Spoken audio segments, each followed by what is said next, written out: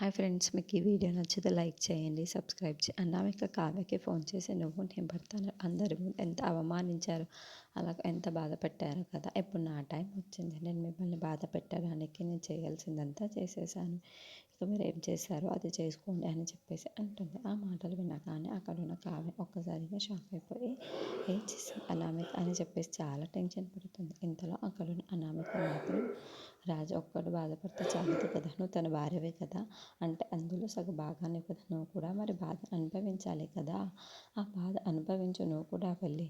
నేను నిన్ను నీ భర్త ఎంత అవమానించాను నువ్వే చూస్తావు కదా, నన్ను ఎంత బాధ పెట్టారు అనుభవించండి అంటూ చెప్తూ ఉంటుంది. ఆ మాటలు వినగానే అక్కడున్న కావ్య మాత్రం ఒక్కసారిగా షాక్ అయిపోయి ఏం మాట్లాడుతుంది అనామిక అని చెప్పేసి ఆలోచిస్తూ ఉంటుంది. ఇంతలో అక్కడున్న రాజుకి మాత్రం ఫోన్ చేస్తూ ఉంటుంది. రాజు ఎంతకీ ఫోన్ లిఫ్ట్ చేయకపోవడంతో చాలా టెన్షన్ పడిపోతూ ఉంటుంది. ఈయన ఫోన్ అయినా లిఫ్ట్ చేయటం లేదు అని చెప్పేసి రాజు టెన్షన్ పడుతూ ఉంటుంది. ఇంతలో అక్కడికి బంగారం చూసే వాళ్ళు వచ్చి ఈ కిరీటం బంగారందే కాదు డూప్లికేట్ అని చెప్పేసి అంటూ ఉంటారు. ఆ మాటలు వినగానే అక్కడున్న రాజు ఒక్కసారిగా షాక్ అయిపోతూ ఉంటారు.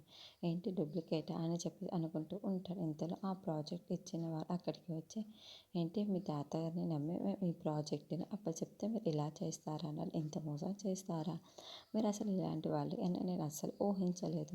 మంచి కిరీటాన్ని మీరు ఉంచేసుకొని డూప్లికేట్ కిరీటాన్ని నాకు అప్పచెప్పేస్తే సరిపోతుంది అనుకున్నారు కదా మీరు అని చెప్పేసి అంటూ ఉంటాడు.